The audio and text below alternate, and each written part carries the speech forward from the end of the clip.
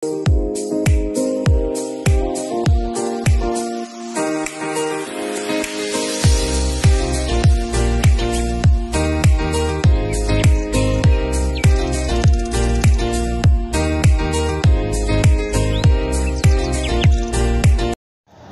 વિદ્યાલય CTM Ahmedabad શાળા દ્વારા શરૂ કરવામાં આવેલ ભૌતિક વિજ્ઞાનના આ વિડિયો લેક્ચરમાં આપ સૌ વિદ્યાર્થી મિત્રોનું હાર્દિક સ્વાગત છે।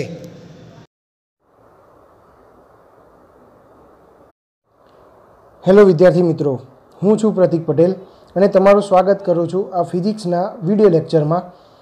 જો તમે મારી ચેનલ સબસ્ક્રાઈબ ના કરી હોય તો સબસ્ક્રાઈબ કરી દેજો, લાઈક અને શેર પણ કરજો અને દરેક વિડીયોને એન્ડ સુધી જોવાનું રાખજો। આજે આપણે ભૌતિક વિજ્ઞાનમાં ધોરણ 11ની શરૂઆત કરવા જઈ રહ્યા છીએ। ત્યારે ધોરણ 11માં સૌથી મહત્ત્વની બાબત એ છે કે ફિઝિક્સ શું છે એ જાણવું। ફિઝિક્સ તમારા માટે કોઈ નવો સબ્જેક્ટ નથી, તમે અગાઉથી પણ ફિઝિક્સ ભણતા આવ્યા છો। ધોરણ 9, ધોરણ 10 એમાં પણ તમે ફિઝિક્સના ચેપ્ટર ભણ્યા છો।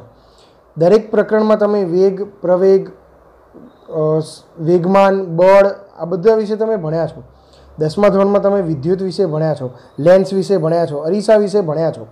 આ બધા જ ચેપ્ટર છે એ ભૌતિક વિજ્ઞાનમાં ખૂબ જ મહત્ત્વના ચેપ્ટર છે। પરંતુ હવે તમે સ્પેશિયલ ધોરણ 10 પછી એક સબ્જેક્ટ તરીકે ફિઝિક્સને લઈ રહ્યા છો।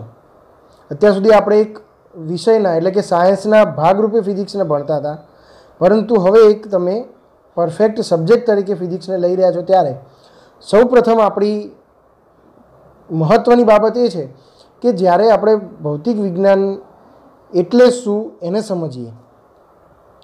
તો શરૂઆત કરવા જઈએ છીએ પ્રકરણ 1 ભૌતિક વિજ્ઞાન, ફિઝિકલ વર્લ્ડ। સૌથી પહેલો પ્રશ્ન એ થાય આપણને કે ફિઝિક્સ એટલે શું, એટલે કે ભૌતિક વિજ્ઞાન એટલે શું।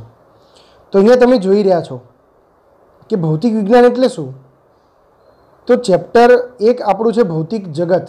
આ ભૌતિક જગતના ચેપ્ટરમાં હું તમને એવી બાબતોનો સમાવેશ કરવા જઈ રહ્યો છું, એવી બાબતો તમને સમજાવવા જઈ રહ્યો છું કે જેનાથી આપણે ધોરણ 11 અને ધોરણ 12માં કેટલું ભૌતિક વિજ્ઞાનને જાણવાના છીએ, ભૌતિક વિજ્ઞાનને સમજવાના છીએ।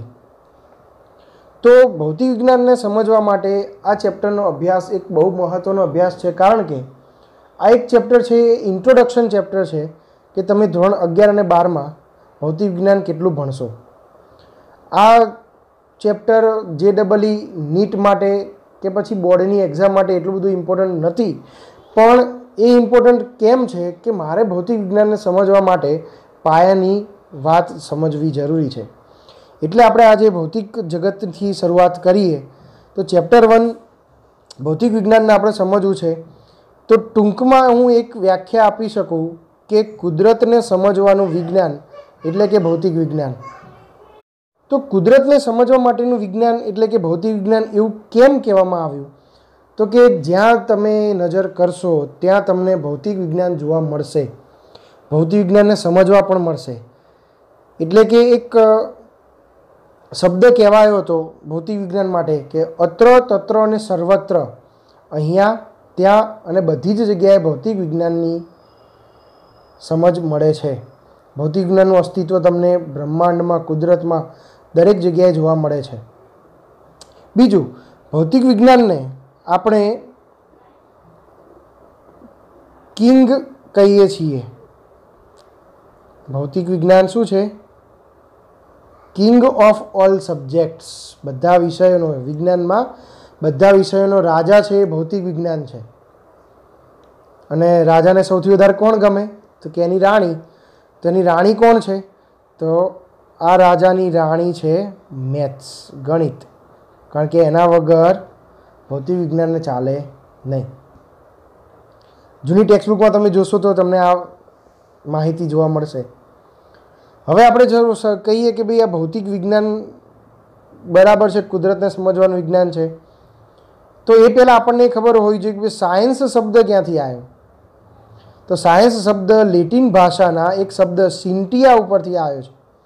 સિન્ટિયાનો મતલબ થાય જ્ઞાન, અને જ્ઞાન જે છે એ જ્ઞાન ઉપરથી આપણે સાયન્સ એટલે વિજ્ઞાન શબ્દ લાવ્યા છીએ. વિશિષ્ટ જ્ઞાન એટલે કે વિજ્ઞાન. તો ભૌતિક વિજ્ઞાનની આપણે વાત કરીએ તો ભૌતિક શબ્દ આવ્યો છે સંસ્કૃત શબ્દ ભૌતિકી ઉપરથી, અને એની પરથી આપણે ભૌતિક વિજ્ઞાન એટલે કે ભૌતિકીય વિજ્ઞાન વિશિષ્ટ જ્ઞાન આપણે અહીંયા લઈએ છીએ, જેને આપણે ફિઝિકલ સાયન્સ અથવા તો ફિઝિકલ વર્લ્ડ કહીએ છીએ. હવે પ્રકૃતિનો અર્થ છે ફિઝિક્સ, બરાબર. ગ્રીક ભાષાનો એક શબ્દ છે કે જે શબ્દનો અર્થ થાય પ્રકૃતિ, અને ત્યાંથી એનું નામ લેવામાં આવ્યું ફિઝિક્સ. ફિઝિક્સ એટલે પ્રકૃતિનું વિજ્ઞાન. ખ્યાલ આવી ગયો વિદ્યાર્થી મિત્રો? તો ભૌતિક વિજ્ઞાન એટલે શું? તો કે ભૌતિક વિજ્ઞાન છે એક પ્રકૃતિને સમજવાનું, કુદરતને સમજવાનું વિજ્ઞાન છે. તમને 2-3 ઉદાહરણ આપું કે આપણે અત્યારે જોઈ રહ્યા છીએ કે આપણી આસપાસ એવી કેટલી બધી ટેકનોલોજી છે, અને એ ટેકનોલોજીનો ઉપયોગ કરીને આપણે અત્યારે હાલ વાત કરી રહ્યા છીએ. દુનિયાના કોઈ પણ ખૂણે આપણે કોઈ સંદેશો મોકલવો હોય તો આરામથી મોકલી શકીએ છીએ. ઇઝીલી તમારે દુનિયાના એક દેશમાંથી બીજા દેશમાં જવું હોય તો તમે જઈ શકો છો. એક જગ્યાએથી બીજી જગ્યાએ જવું હોય તો વાહન વ્યવહાર કરી શકો છો. તમારા ટેલિવિઝનમાં, તમારા મોબાઈલમાં એક જગ્યાએથી બીજી જગ્યાએ આરામથી માહિતી મળી શકે છે. તો આ બધું જે છે આપણા ઘરમાં વપરાતી અથવા આપણા ઘરની આસપાસ વપરાતી કેટલીય વસ્તુઓમાં આપણને ભૌતિક વિજ્ઞાન જોવા મળે છે. તો આ ભૌતિક વિજ્ઞાનને આપણે સમજવાનું છે કે ક્યાં ક્યાં આપણને આ ભૌતિક વિજ્ઞાન ઉપયોગી છે. આપણી આસપાસ કોઈ એવી જગ્યા નથી કે જ્યાં ભૌતિક વિજ્ઞાનનો સમાવેશ ના થતો હોય. એટલે કે આપણી આસપાસ રહેલા દરેક ક્ષેત્રને ભૌતિક વિજ્ઞાન સ્પર્શ કરે છે. તો એ ભૌતિક વિજ્ઞાનના કેટલાક પ્રભાવ ક્ષેત્રો છે કે ક્યાં ક્યાં ભૌતિક વિજ્ઞાન સ્પર્શ કરે છે. તો એના મુખ્ય 2 ભાગ પાડવામાં આવ્યા છે. એક તો સ્થૂળ પ્રભાવ ક્ષેત્ર,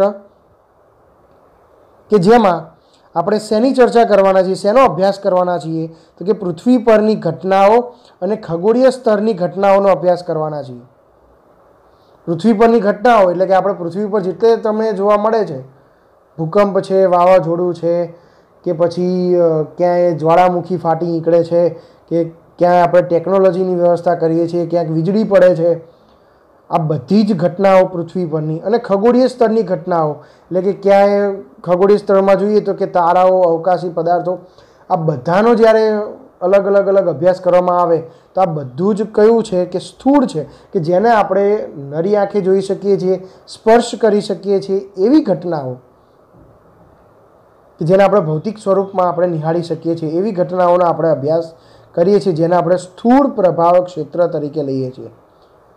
પરંતુ જ્યાં આગળ ફિઝિક્સમાં ખૂબ જ સૂક્ષ્મ સ્તરે જવામાં આવે, સૂક્ષ્મ સ્તરે એટલે કે જેને આપણે નરી આંખે જોઈ શકતા નથી, અને કેટલીક વસ્તુનો તો આપણને અસ્તિત્વ ખબર છે પરંતુ જોયું નથી.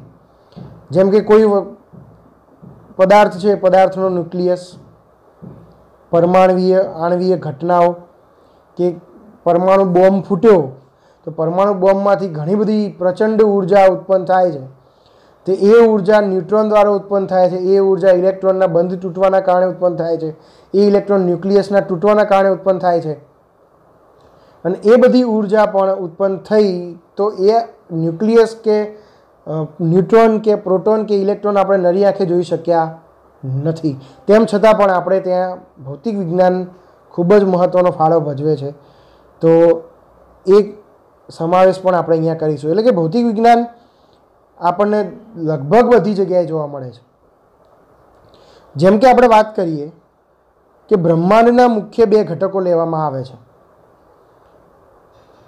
તો બ્રહ્માંડના મુખ્ય 2 ઘટકોમાં કયા કયા છે? તો એક તો દ્રવ્ય છે, મેટર, એટલે કે કોઈ પણ વસ્તુ છે કોઈકના કોઈક દ્રવ્યની બનેલી છે. કોઈક દ્રવ્ય પ્લાસ્ટિક ટાઈપનું બનેલું છે, કોઈક દ્રવ્ય મેટલ છે, ધાતુનું છે, કોઈ દ્રવ્ય અધાતુ છે. એટલે કે પદાર્થ જે છે બ્રહ્માંડનો કોઈ પણ પદાર્થ એ કોઈના કોઈ દ્રવ્યનો બનેલો છે. એટલે એક ભાગ આપણે લઈએ છીએ બ્રહ્માંડનો દ્રવ્ય, અને બીજો ભાગ છે વિકિરણ.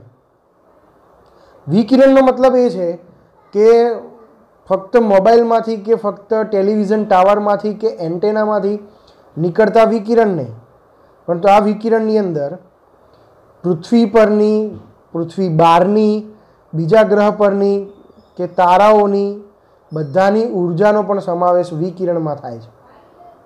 વિકિરણ એટલે રેડિયેશન. ઉર્જા એક જગ્યાએથી બીજી જગ્યાએ જાય છે. ટ્યુબલાઇટ ચાલુ કરો છો તો એની ઉર્જા, એનો પ્રકાશ આપણી પાસે આવે છે. સૂર્ય ઉગે છે તો એનો તડકો આપણી પાસે આવે છે. એ તડકાના કારણે કોઈ વસ્તુ છે ગરમ થાય છે, ઉષ્માની આપ-લે થાય છે. આ બધી જ વસ્તુ છે વિકિરણની અંદર આવશે, કે જે આપણે ધોરણ 12માં ભણવાના છીએ. ધોરણ 11માં પણ ભણીશું એક ચેપ્ટરમાં, પણ ધોરણ 12માં પણ આપણે એને ભણીશું. તો બ્રહ્માંડ છે મુખ્યત્વે 2 ઘટકોનું બનેલું છે. એક ઘટક છે દ્રવ્ય અને બીજો ઘટક છે વિકિરણ. તો આ 2 દ્રવ્ય અને વિકિરણ છે, આ બંનેથી બ્રહ્માંડ બન્યું છે. અને બ્રહ્માંડમાં રહેલા, એટલે આપણે પણ અંદર આવી જઈએ છીએ. આપણે પણ કોઈ ચોક્કસ દ્રવ્યના બને છે. આપણા શાસ્ત્રો એવું કહે છે કે ભાઈ આપણું શરીર પણ પંચમહાભૂત એટલે કે પૃથ્વી, અગ્નિ, વાયુ, જળ અને આકાશ એનું બનેલું છે. તો એ પણ એક દ્રવ્યનું બનેલું છે. તો એ પણ એક મેટર છે. હવે આપણે આસપાસ જોઈએ છીએ તો કે આપણી આસપાસ દ્રવ્યના મુખ્ય 3 સ્વરૂપો જોવા મળે છે, જે આપણે અગાઉના ધોરણમાં ભણતા આવ્યા છીએ, કે જેમાં આપણે ઘન, પ્રવાહી અને વાયુ, સોલિડ, લિક્વિડ અને ગેસ એનો આપણે સમાવેશ કરીએ છીએ. તો આ દ્રવ્યના મુખ્ય 3 સ્વરૂપ આપણે અત્યાર સુધી ભણતા આવ્યા છીએ. પરંતુ દ્રવ્યનું એક ચોથું સ્વરૂપ પણ લઈ શકાય છે, જેને આપણે પ્લાઝમા કહીએ છીએ. અને આ પ્લાઝમા છે એ ખૂબ જ પ્રચંડ ઊંચા તાપમાને, એટલે કે સામાન્ય તાપમાને જોવા મળતો નથી, પણ પ્રચંડ ઉષ્મા હોય, પ્રચંડ તાપમાન હોય એવા સમયે આ અવસ્થા જોવા મળે છે, કે ના ઘન હોઈ શકે, ના પ્રવાહી હોઈ શકે, ના વાયુ હોઈ શકે, એવી આ ચોથી અવસ્થા છે.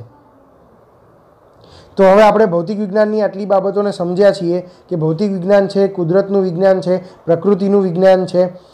એવા ઘણા બધા જગ્યાએ એનું ઇમ્પોર્ટન્સ છે. એમાં મુખ્યત્વે આપણે ફિઝિક્સની અંદર 2 ભાગ લઈએ છીએ, દ્રવ્ય અને વિકિરણ. દ્રવ્ય 3 સ્વરૂપ છે, પણ ચોથું સ્વરૂપ પણ આપણે શોધી શક્યા છીએ. તો હવે આપણું મહત્વનું કાર્ય એ છે કે ભૌતિક વિજ્ઞાન આપણે સમજવું છે. તો ભૌતિક વિજ્ઞાનના અલગ અલગ ભાગ પાડીને વૈજ્ઞાનિકોએ આપણને સમજાવવાનો પ્રયત્ન કર્યો છે. ભૌતિક વિજ્ઞાનના જુદા જુદા ભાગ પાડવામાં આવ્યા છે. એટલે કે એક જ ઝાડની જુદી જુદી ડાળીઓ હોય એમ આ ફિઝિક્સ છે, ભૌતિક વિજ્ઞાન છે, એક ઝાડ છે અને એની જુદી જુદી શાખાઓ છે, કે જેમાં જુદા જુદા ભાગો, જુદી જુદી ઘટનાઓ એનો અભ્યાસ કરવામાં આવે છે. તો આપણે હવે શું કરીશું તો કે આપણે ભૌતિક વિજ્ઞાનની કેટલીક શાખાઓનો અભ્યાસ કરીશું, કે જે અભ્યાસથી આપણને ખબર પડશે કે ભૌતિક વિજ્ઞાનના કેટલા ભાગ પડી શકે છે અને ભૌતિક વિજ્ઞાન ક્યાં ક્યાં સુધી વિસ્તરેલું છે, જેથી કરીને આપણે એના અભ્યાસ માટે ખૂબ જ મોટા ભાગ પાડવા પડ્યા છે, ખૂબ જ અલગ વિષયો બનાવવા પડ્યા છે. તો આપણે શરૂઆત કરીએ. અહીંયા એક મેં ચાર્ટ બનાવેલો છે. એક ચાર્ટમાં આપણે એની કેટલીક શાખાઓનો અભ્યાસ કરીશું. એ બધી જ શાખાઓ નથી, વિદ્યાર્થી મિત્રો ધ્યાન રાખજો, આ શાખાઓ બધી જ શાખાઓ નથી. કેટલીક શાખાઓનો આપણે ઉપયોગ કર્યો છે, જેમાંથી આપણે ઘણી બધી વસ્તુઓ જાણીએ છીએ, સમજીએ છીએ, ભણી ચૂક્યા છીએ. જેમ કે સૌથી પહેલાં આપણે વાત કરીએ તો ભૌતિક વિજ્ઞાનની એક શાખા છે જેને આપણે યંત્રશાસ્ત્ર કહીએ છીએ. યંત્રશાસ્ત્ર એટલે કે મિકેનિકલ. આપણે આપણી આસપાસ જેટલા પણ પદાર્થોને જોઈએ છીએ એ પદાર્થોને આપણે ગતિ કરાવીએ છીએ. જેમ કે સાયકલને ગતિ કરાવીએ છીએ, બાઇકને ગતિ કરાવીએ છીએ. એ પદાર્થનું કોઈ ચોક્કસ સ્વરૂપ, આકાર નક્કી કરી શકીએ છીએ. તેની ઉપર કેટલું બળ લાગશે એને આપણે જાણી શકીએ છીએ.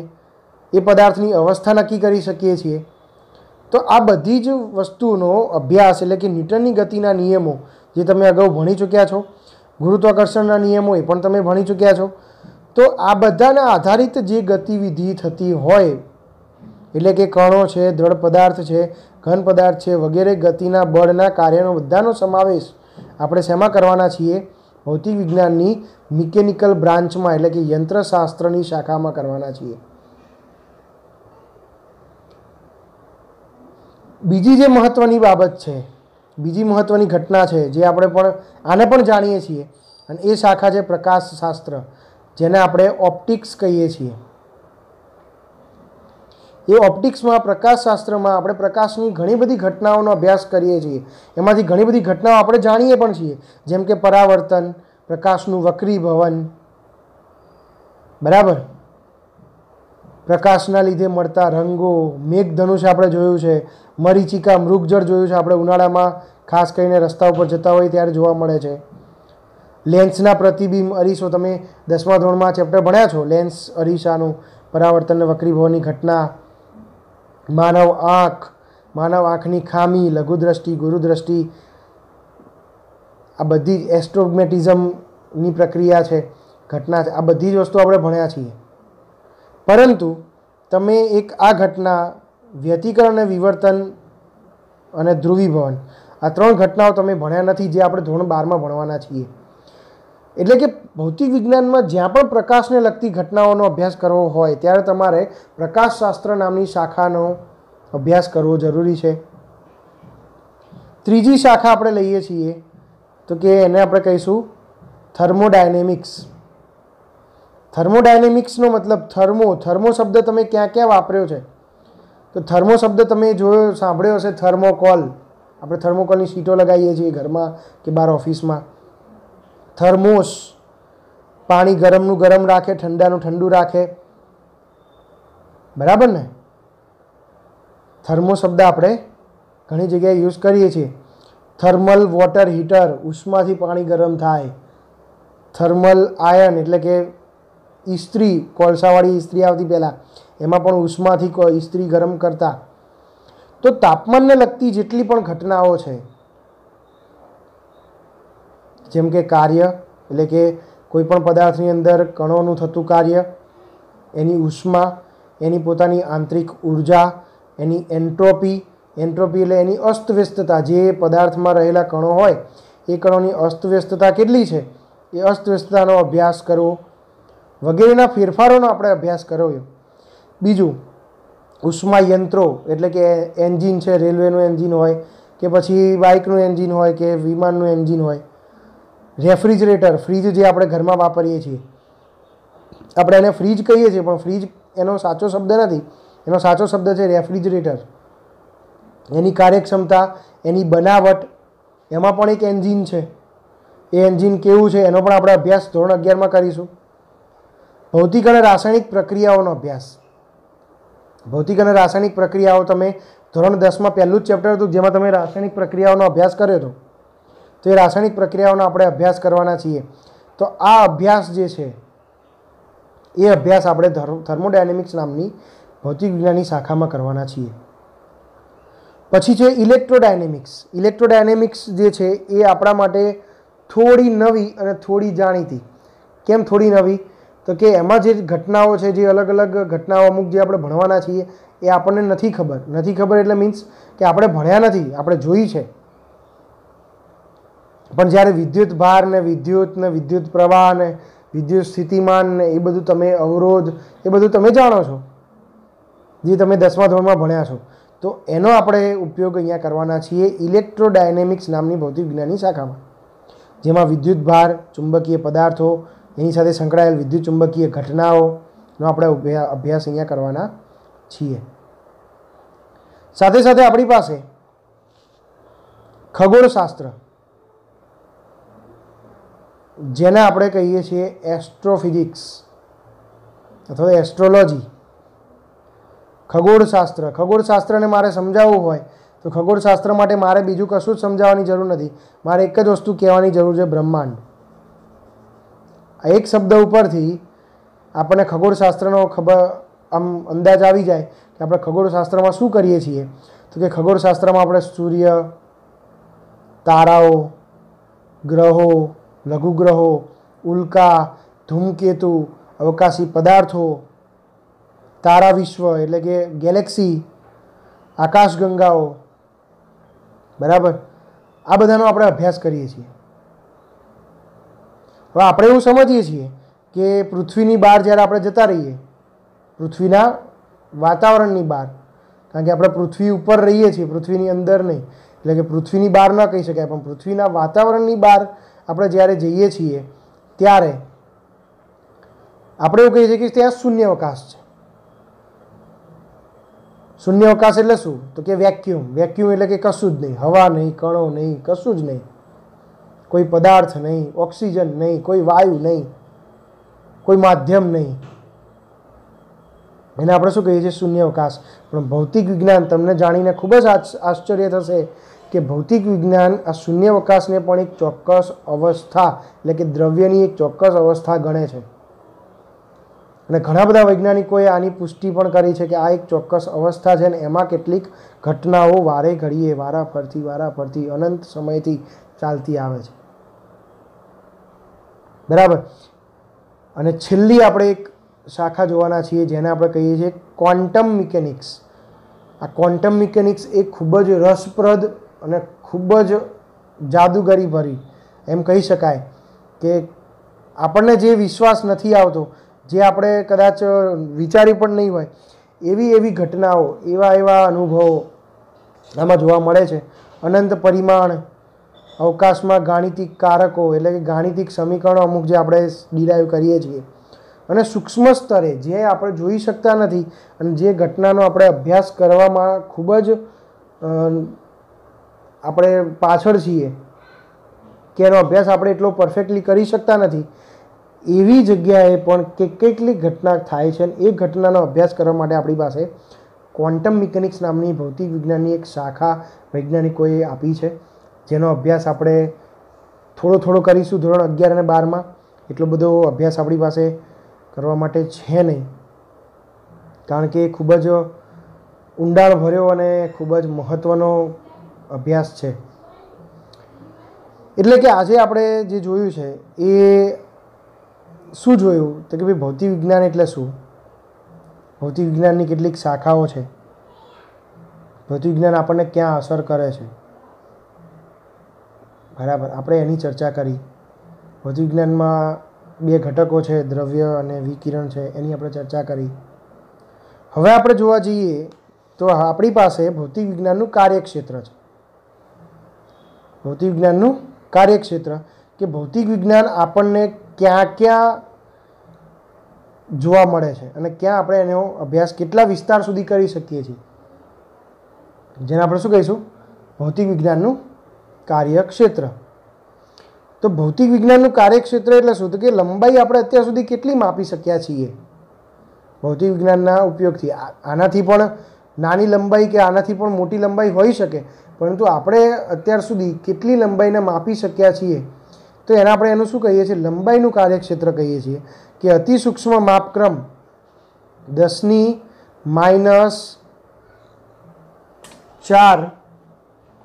મીટર એટલે કે ન્યુક્લિયસની ત્રિજ્યા જે છે, ન્યુક્લિયસની ત્રિજ્યા આપણે લઈએ છીએ કે એટલી ખૂબ જ સૂક્ષ્મ છે અને ખૂબ જ સૂક્ષ્મ લંબાઈનો આપણે અભ્યાસ કરીએ છીએ.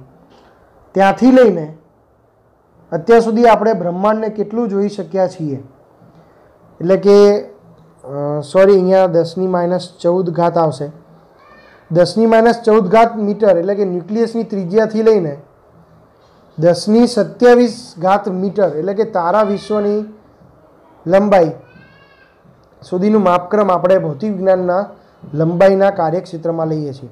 કે આપણે આટલું માપી શક્યા છીએ અત્યાર સુધી, એનાથી વધુ માપી શક્યા નથી. લંબાઈના માપક્રમને પ્રકાશનો વેગ વડે ભાગી નાખીએ. લંબાઈનું માપક્રમ એટલે આપણે કોઈ લંબાઈ લઈએ L અને આપણે પ્રકાશનો વેગ એટલે c.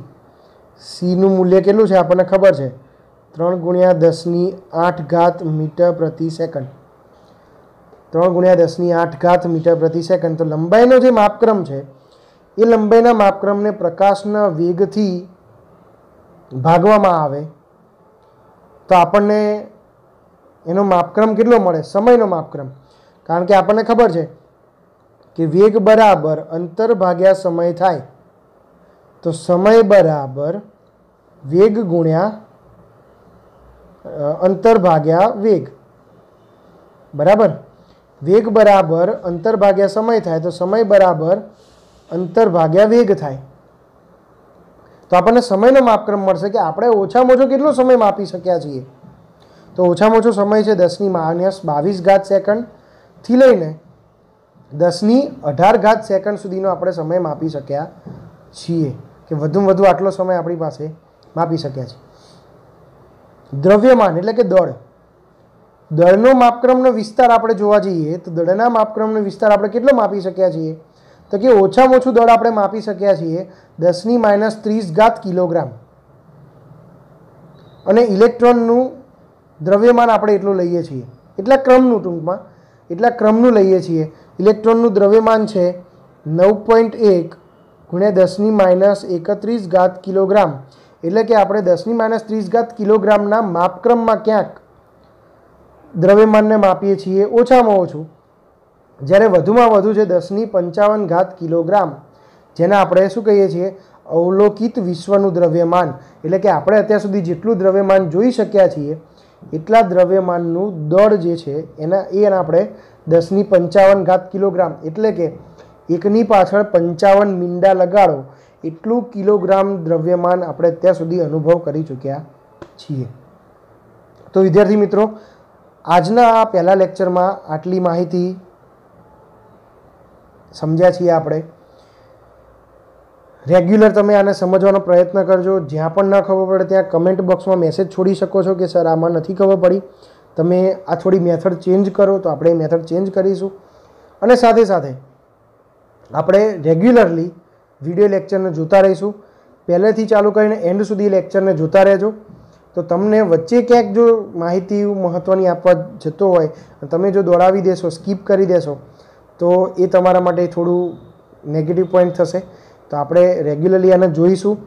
નેક્સ્ટ લેક્ચરમાં આપણે મળીશું કે ભૌતિક વિજ્ઞાનમાં આનાથી આગળ કુદરતી રીતે કેટલાક બળો, કેટલીક ઉર્જા છે, કેટલાક નિયમો છે એ કુદરતી રીતે બનેલા છે, એનો આપણે અભ્યાસ કરીશું કે એમાં શું આપણને જોવા મળે છે. તો વિદ્યાર્થી મિત્રો, ખાસ કરીને અત્યારે ભૌતિક વિજ્ઞાનને સમજવું છે મારે. તમને ઘણા બધા લોકો એવું કહેશે કે ભૌતિક વિજ્ઞાન ખૂબ જ અઘરું છે. ભૌતિક વિજ્ઞાન કોઈ અઘરું નથી. ભૌતિક વિજ્ઞાન એકદમ ઇઝી છે. અને ભૌતિક વિજ્ઞાનમાં રેગ્યુલરલી તમે જો અભ્યાસ કરશો તો ભૌતિક વિજ્ઞાન તમે સરળતાથી સમજી શકશો. અને જ્યારે પણ થિયરીની શરૂઆત થાય ત્યારે થિયરીમાં પણ તમે જોશો તો ભૌતિક વિજ્ઞાનમાં લખીને તૈયાર કરશો, સમજીને તૈયાર કરશો, તો તમે ઇઝીલી એ થિયરીને લખી શકશો, જેથી કરીને તમારે આગળ જતાં સારામાં સારું પરિણામ ફિઝિક્સમાં આવી શકે. તમે પણ મહેનત કરજો, તમારી સાથે સાથે હું પણ મહેનત કરીશ, અને આપણે બધા જ ભેગા મળીને સારામાં સારું પ્રયત્ન કરીશું કે આપણે બેસ્ટમાં બેસ્ટ રિઝલ્ટ લાવી શકીએ. જેથી કરીને વિદ્યાર્થી મિત્રો, બેસ્ટ ઓફ લક. આજથી ચાલુ કર્યું છે આપણે ધોરણ 11. ધોરણ 11 અને 12નું ફિઝિક્સ એકદમ સહેલું છે. સમજવાનો પ્રયત્ન કરીશું, એને યાદ રાખવાનો પ્રયત્ન કરીશું, અને વારે વારે એને ફરી રિવિઝન કરીશું, અને સાથે મળીને સારું રિઝલ્ટ લાવવાનો પ્રયત્ન કરીશું.